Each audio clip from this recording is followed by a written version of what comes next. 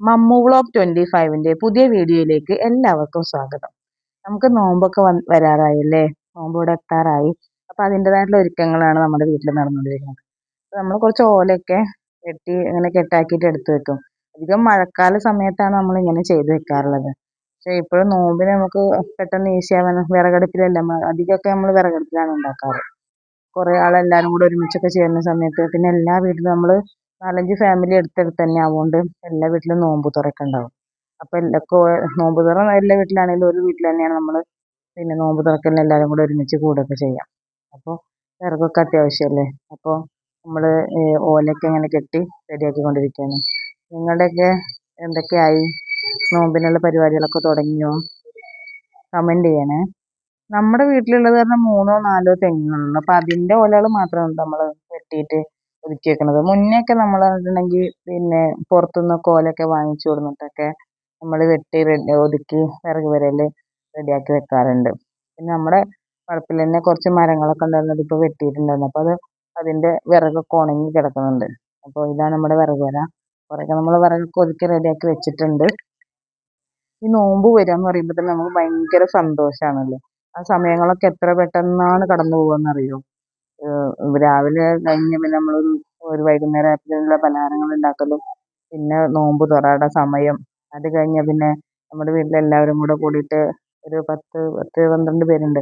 എല്ലാവരും കൂടെ ഒരുമിച്ച് തറാവീഹുള്ള നമസ്കാരം, അങ്ങനെ നമുക്ക് ഭയങ്കര സന്തോഷമുള്ളൊരു മാസമാണ്. എല്ലാവർക്കും അങ്ങനെ തന്നെയാണ്. അപ്പോൾ അത് പെട്ടെന്ന് കഴിഞ്ഞു പോവുകയും ചെയ്യും. ഒരു നോമ്പ് പെട്ടെന്ന് ഇങ്ങനെ വന്നു കഴിഞ്ഞാൽ പിന്നെ എത്ര വേഗം 10-12 അങ്ങനെ പെട്ടെന്ന് നീങ്ങി പോവുകയും ചെയ്യും. നമ്മളവിടെ നോമ്പിന് മുമ്പൊക്കെ നമ്മൾ എല്ലാ ഒരുക്കങ്ങളും ചെയ്യുന്നതിന് നനച്ചുള്ളി എന്ന് പറയാം കേട്ടോ. നിങ്ങളവിടെയൊക്കെ എന്തൊക്കെയാണ് പറയുകയെങ്കിൽ അതിൻ്റെയൊക്കെ പേരുകളൊക്കെ കമൻറ്റ് ചെയ്യണേ. നനച്ചുള്ളി എന്ന് പറഞ്ഞപ്പോൾ നമ്മൾ ഏകദേശം ഒരു മാസത്തിലൊക്കെ ഒരു പ്രാവശ്യം വലയൊക്കെ തട്ടി അടിക്കുകയൊക്കെ ചെയ്യും. പക്ഷെ എന്നാലും ഈ നോമ്പ് വരുന്ന സമയത്ത് മൊത്തം എല്ലാം തട്ടിക്കൂട്ടി ആവശ്യമില്ലാത്തൊക്കെ കളഞ്ഞ് പിന്നെ എല്ലായിടത്തും കഴുകി, പിന്നെ ബാക്കിയുള്ള തുണികൾ, കഴുകി വെച്ച തുണികൾ പോലും കൊണ്ടുപോയി വീണ്ടും കഴുകി അങ്ങനെ ഒക്കെ റെഡിയാക്കി നമ്മളൊരു നോമ്പിനെ വരവേൽക്കാൻ വേണ്ടിയിട്ട് അങ്ങനത്തെ ഒരു സമയമാണ് അല്ലേ. പിന്നെ നിങ്ങൾ വിചാരിക്കുന്നുണ്ടാവും ഇപ്പോൾ ഈ നോമ്പിന് മാത്രം ഇങ്ങനെയൊക്കെ വൃത്തിയും കാര്യങ്ങളും. ഇങ്ങനെ വൃത്തിയും കാര്യങ്ങളൊന്നും മരണം വരെ വേണം, അല്ലാതെ നോമ്പിന് മാത്രം പോരാ. അതേപോലെ ശുദ്ധിയാക്കൽ എല്ലാവരും പറയും മനസ്സിനെയാണ് ശുദ്ധിയാക്കേണ്ടത്. മനസ്സിൻ്റെ ശുദ്ധി അതുപോലെ തന്നെയാണ്. മനസ്സിൻ്റെ ശുദ്ധി നോമ്പിന് മാത്രം ഉണ്ടായിട്ട് കാര്യമില്ല. നമ്മൾ ജീവിച്ച് മരിക്കുന്ന സമയം വരെയാണ് നമ്മുടെ മനസ്സിൻ്റെ ശുദ്ധി നമ്മൾ കാത്തു സൂക്ഷിക്കേണ്ടത്.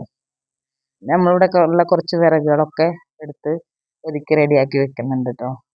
പിന്നെ ഇപ്രാവശ്യം നോമ്പ് വരുന്നത് നല്ല വെയിലുള്ള സമയം തന്നെയാണ്. നല്ല ദാഹവും ക്ഷീണമൊക്കെ ഉള്ള സമയമായിരിക്കും. വീട്ടിലിരിക്കുന്നവർക്ക് അത്ര ബുദ്ധിമുട്ട് അറിയില്ല. പക്ഷെ പുറത്തിറങ്ങി ജോലി ചെയ്യുന്ന ആൾക്കാർക്കൊക്കെയാണ് നോമ്പും ഈ വെയിലും കൂടെ ആകുമ്പോൾ അവർക്ക് താങ്ങാനുള്ള ബുദ്ധിമുട്ട്. അതുപോലെ നമ്മുടെ വയസ്സായ മാതാപിതാക്കൾ, അവർക്ക് ഷുഗറൊക്കെ ഉള്ളവരാണെങ്കിലൊക്കെ ഭയങ്കര അവർക്ക് നല്ല ആരോഗ്യമൊക്കെ കൊടുത്തിട്ട് 30 നോമ്പ് നോൽക്കാനുള്ള തൗഫീഖ് നൽകട്ടെ. പിന്നെ നമ്മുടെ വളപ്പിലുള്ള മാവാണ് കേട്ടോ. അതിൻ്റെ മുകളിൽ മാങ്ങയുണ്ട്. അപ്പോൾ കുറച്ച് മാങ്ങ പൊട്ടിച്ച് അച്ചാറിടാമെന്ന് വിചാരിച്ചു.